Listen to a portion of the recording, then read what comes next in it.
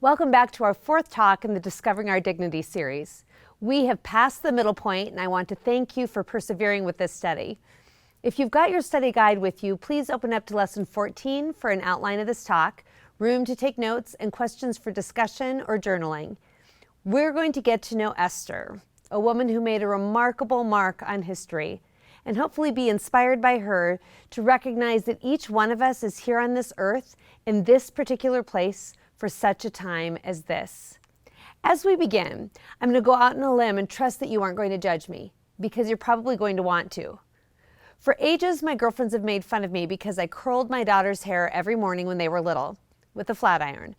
I did it for our oldest Amy, and I did it for Jane, and the only reason I don't daily curl Charlotte's hair is because she somehow did not inherit my thin hair, and a quick brush through in a ponytail does the trick.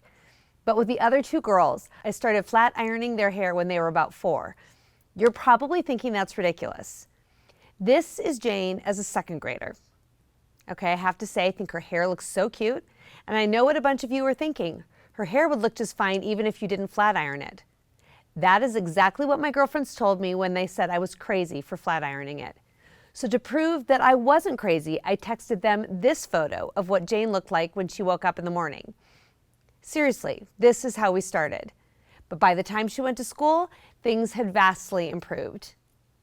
Now, if I ever leave this good earth before my girls are fully grown, I just don't know how things are going to go, because my husband will let my kids go to mass in the middle of summer wearing snow boots. I know, because they've done it. My kids need a mother. They don't just need a mother to make sure they look good. That's hopefully the least important thing I'm teaching them. Mothers share wisdom based on experience, and they teach their kids about things that would be embarrassing to be taught about by someone else. So when I came to the study of Esther and I saw how her story began, it stirred something in my heart. When she was born, she was named Hadassah. This was her Hebrew name, and it meant fragrance. I'm sure she was a fragrant blessing to both her parents, but at some point in childhood, she lost them. Hadassah was orphaned. She began her life with a crushing trauma. She didn't have a mother worrying about what her hair looked like in the morning, or if she had the right thing to wear, or more importantly, teaching her what it meant to be a woman. She was brought up by her male cousin, Mordecai.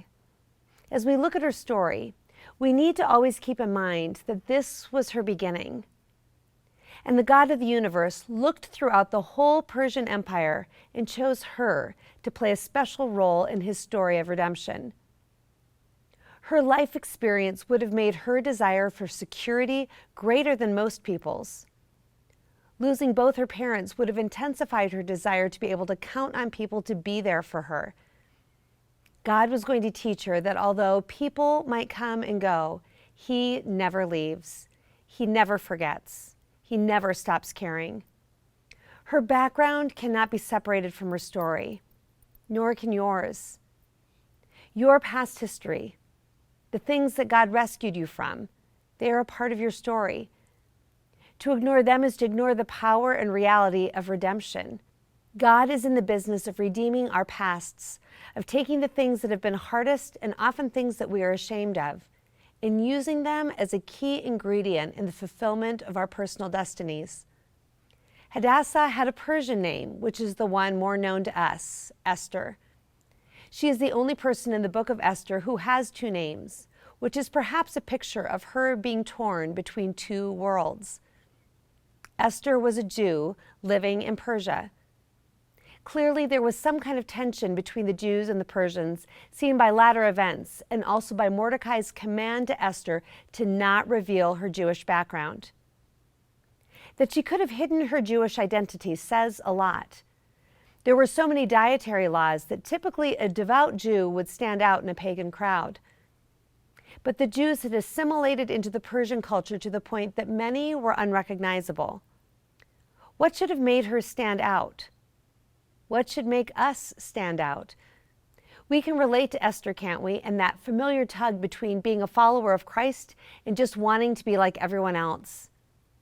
Have you ever felt the tension of trying to control your image, of trying to manage what is known about you and what is kept secret? It's exhausting. And this was Esther's reality. So we begin our story with an orphaned girl caught between two worlds, about to be judged for her beauty. 4 years had passed between the banishment of Queen Vashti and King Ahasuerus. His wrath had begun to calm down. Perhaps he had begun to miss her. But his decree was irrevocable, so calling her back to court wasn't an option. The suggestion posed to the king was to hold a beauty contest to find him a suitable new wife. Our modern-day version of this is the TV show The Bachelor. And both contests appear equally devoid of dignity for the participants. These were the steps laid out in Esther 2, 3 through 5. Number 1, search for beautiful young virgins. Number 2, appoint commissioners from every province to bring them to the harem. Number 3, give the young women beauty treatments. Number 4, present them one by one to the king. When they were presented, the women would lose their virginity and also possibly lose the chance of ever being called for again. They'd perhaps be losing the chance to have a family. What was the king doing? He was taking their dignity. They may have been given beautiful clothes to wear, but when he was finished with them, they felt stripped, laid bare, alone. By contrast, what does our King do? He restores our dignity. He finds us in our nakedness, and then, according to Isaiah 61:10, he clothes us with garments of salvation and places over us a robe of righteousness. How is he able to offer us this robe of righteousness? He is able to offer it because he was stripped of everything at the cross for our sake. He took off his robe, endured the jeers and the contempt of the people and the soldiers, so that we could be clothed and restored to a place of dignity. Instead of taking from us what he wants and then discarding us when he's done, Jesus gave himself up for us. He makes us holy and cleanses us. We, as baptized daughters of God, are his church. Because of this, we can personalize Ephesians 5:25 through 27. Christ loved you and handed himself over for you to sanctify you, cleansing you by the bath of water with the word, that you might be present to himself. You, in splendor, without spot or wrinkle or any such thing, that you might be holy and without blemish. King Ahasuerus stripped women of their dignity. Jesus covers us with his. And let's not miss who needed to receive the beauty treatments in this dignity-stripping contest. The treatments were for the young and already beautiful. This is a reminder that by the world's standards, we'll never be beautiful enough.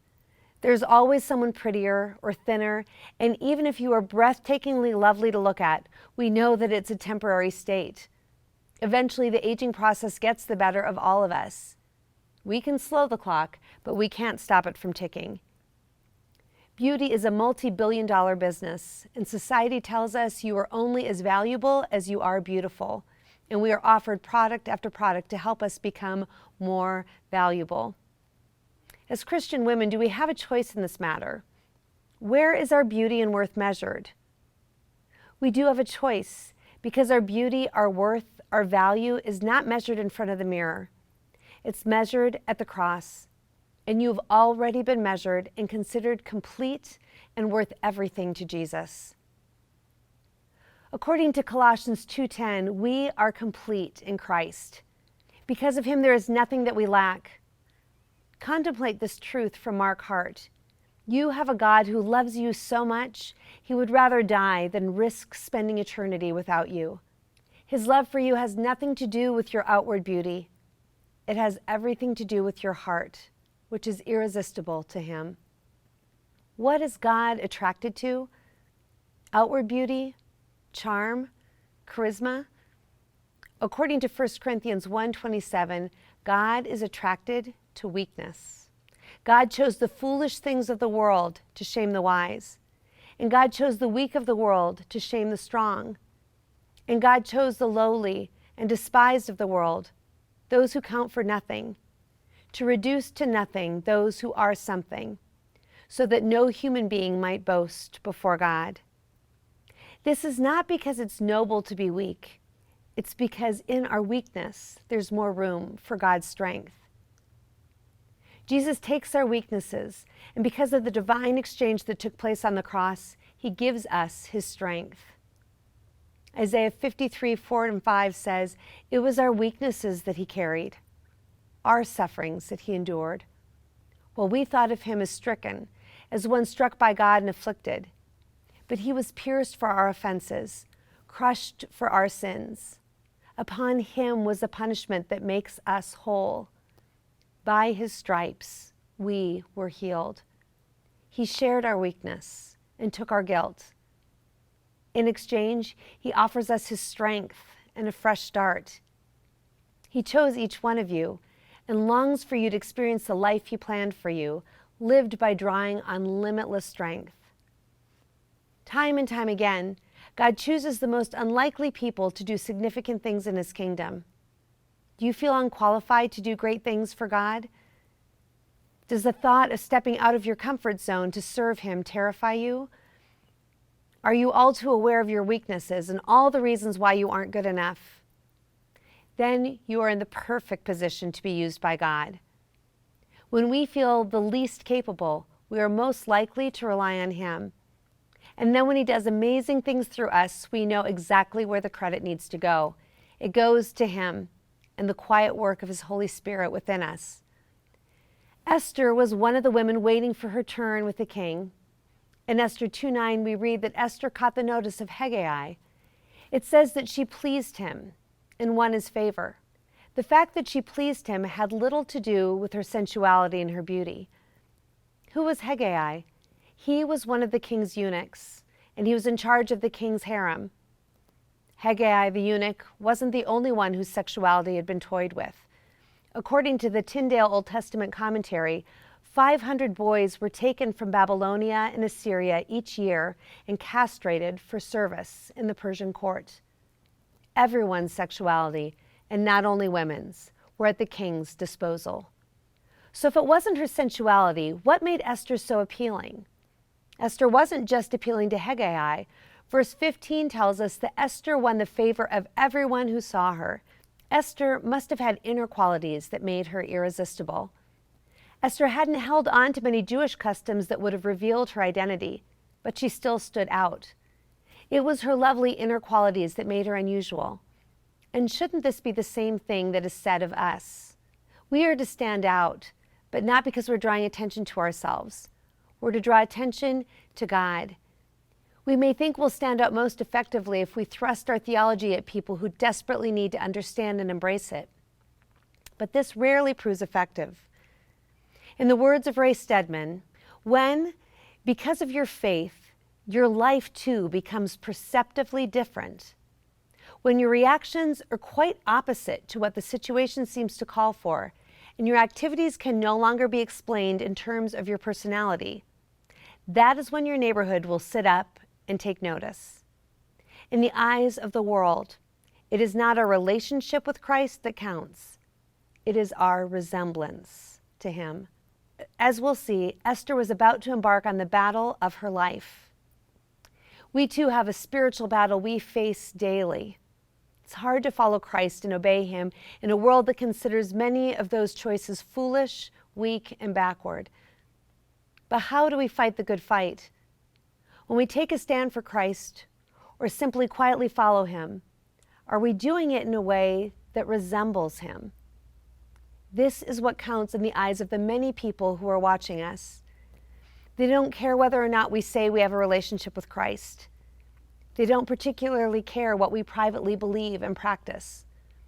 What they are looking for is evidence of something different, something unexplainable, something that can only be attributed to God in you, a resemblance to him that can't be attributed to your congenial disposition or easygoing personality.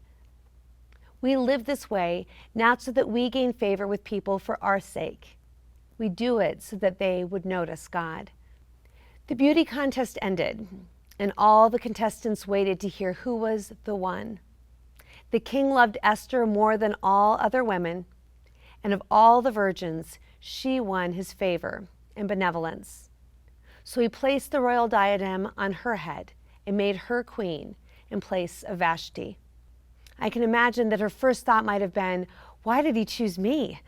She may have felt flattered and grateful that she wouldn't be used and discarded at the bottom of the harem heap.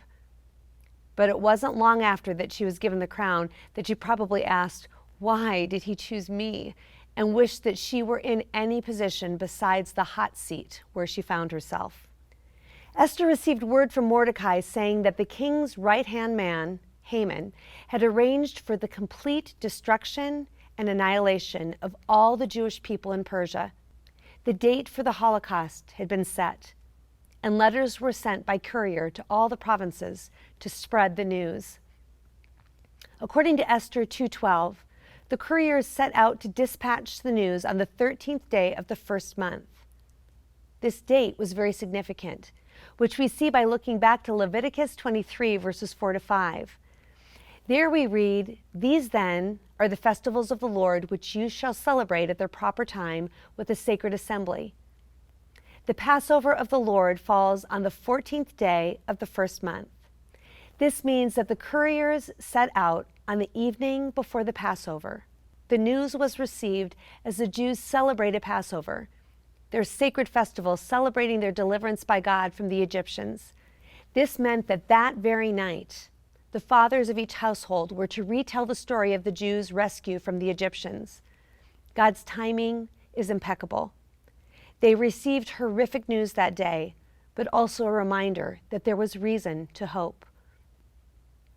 Would Esther intervene, as Mordecai had requested? Would she risk her position and her safety to appeal for the rescue of her people? As she weighed the risks, she responded, "All the servants of the king and the people of his province know that any man or woman who goes to the king in the inner court without being summoned suffers the automatic penalty of death, unless the king extends to him the golden scepter, thus sparing his life. Now, as for me, I have been not summoned to the king for 30 days. Can you hear the panic in her voice? It was always risky to just show up at the king's court, but to make that move when he hadn't asked for you in a month, that was terrifying. Had he grown tired of her? Had his passion for her cooled? Esther wasn't kidding about the enormity of Mordecai's request.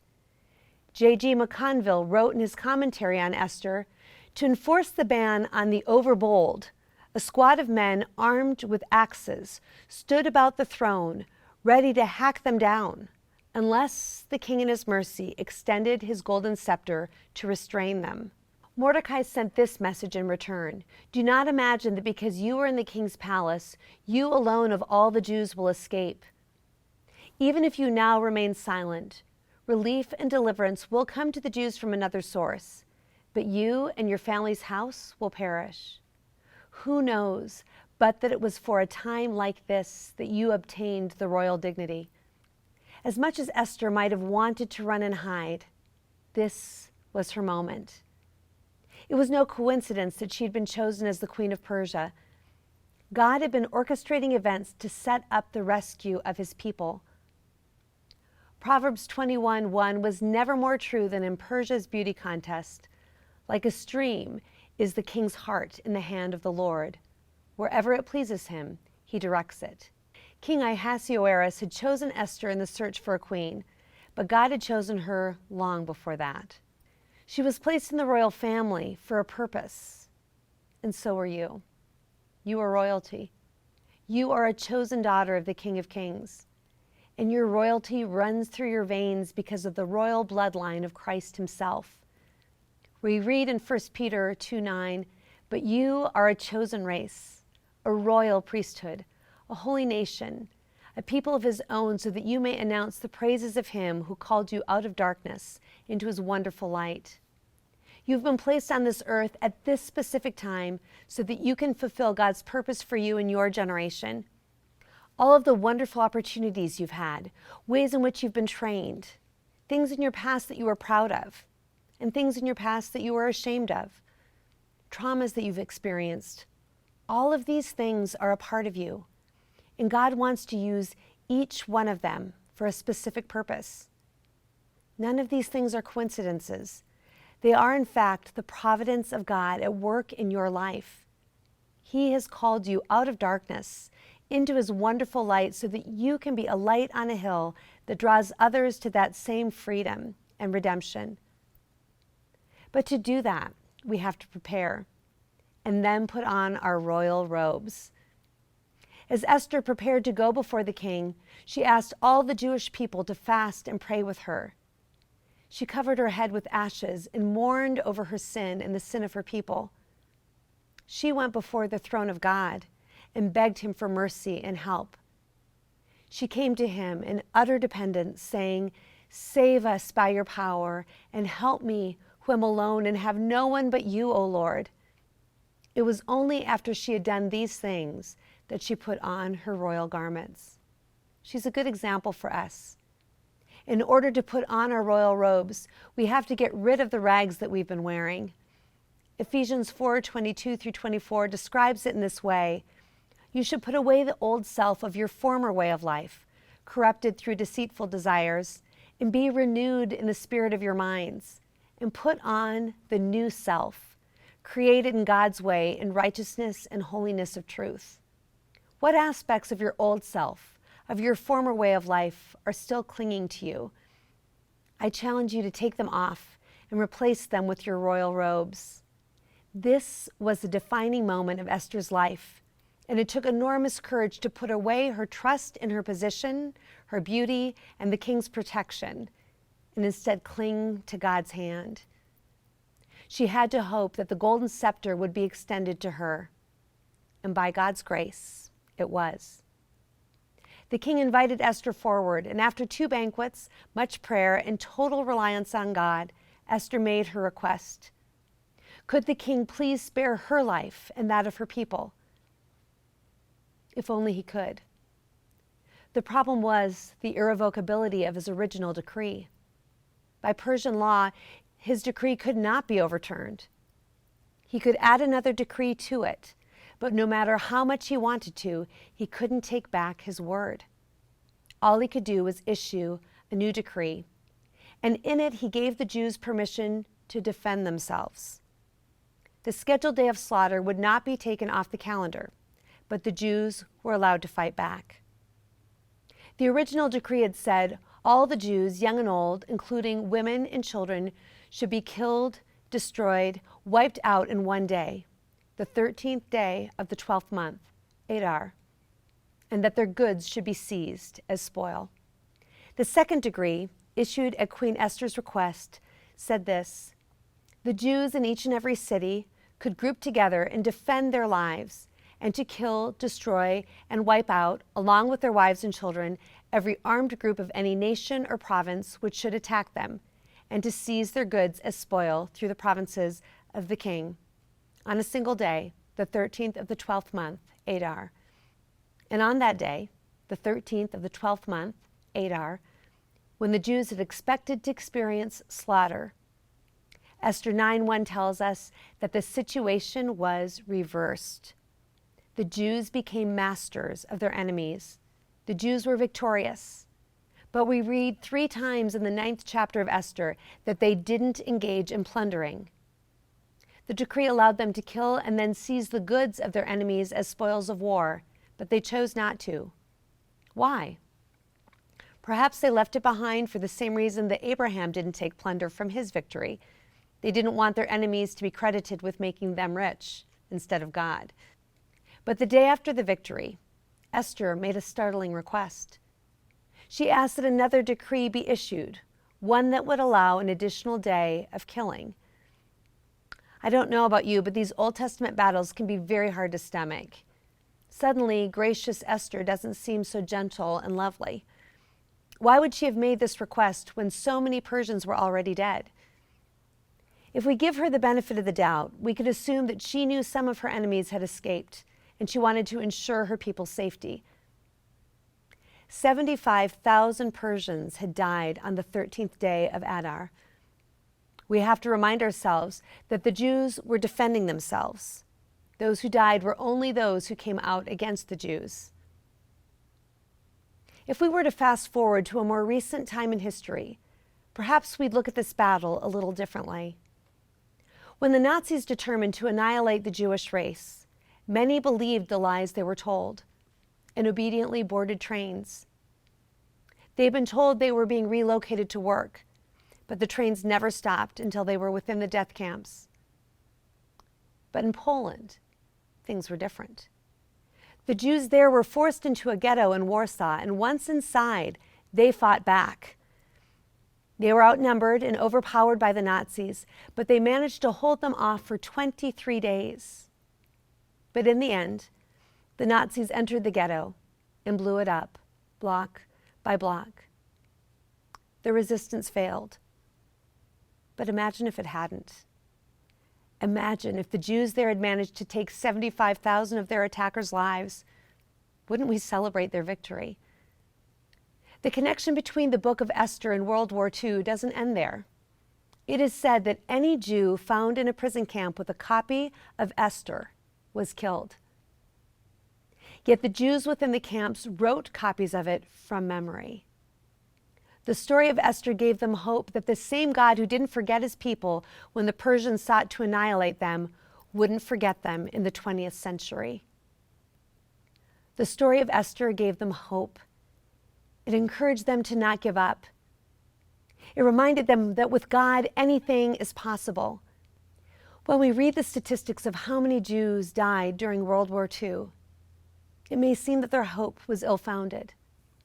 But remember, the Nazis set out to destroy the entire Jewish race. In that, they failed. There were many moments in the story of Esther when it seemed that God was absent. There were days when Esther wondered if God would come through for her. The Jews must have questioned why God was hiding himself from them at their moment of greatest need. But his hiddenness didn't mean he wasn't at work on their behalf. He was preparing a victory that would be beyond their wildest dreams. There are moments in our lives when we might wonder why God isn't intervening. We may feel like it's all up to us, and his help doesn't seem to be coming quickly enough.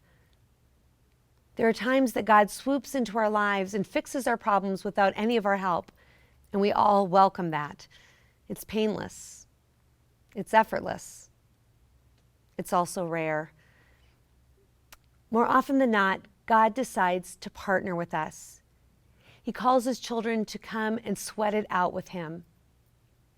He places within each of his beloved daughters purposes, destinies, missions that have our names on them. He calls us out and asks us to take our place, not on the sidelines, but in the battle. And very often the battle isn't somewhere out there. It's not always a job or a ministry. It's not always something that we do. Much of the time it's taking place in our hearts, because God is most concerned about who we are. Are we living as new creations? Have we put off the old self that we can wear our royal robes with freedom and joy? You may feel like Esther did when she stood at the back of the throne room, afraid that she'd be found wanting, not good enough. Do you know that your king has extended his gold scepter to you? It's in the shape of a cross. But you need to reach out and grab it. And when you do, an amazing thing happens. It acts as a conduit. And God places within us the very things we need in order to live the life he calls us to. It would be a very discouraging thing to be called to a life that we were ill-equipped to live. God doesn't do this. He calls us to live a life of destiny and purpose and fills us with all the things that we need for every challenge we will face. But we have to reach out and grab the scepter. Are you willing? Are you ready? Do you have your royal robes on? This is your moment. Who knows but that you have come to royal position for such a time as this? Please pray with me. In the name of the Father, and the Son, and the Holy Spirit. Amen. Lord, I just thank you that as we seek out what our purposes are, what our destinies are, what it is that you've called us to, it isn't dependent on all of our giftings. It certainly isn't dependent on what we look like. It has everything to do with how surrendered we are to you, with how open we are to you, with how much we invite you into our weakness and ask you to fill us with yourself. So I pray that we would be utterly transformed, not on the outside, but that inwardly, that more and more, each and every day, through the trials, through the joys, through the ups and through the downs, we would more and more resemble you. In the name of the Father, and the Son, and the Holy Spirit, amen.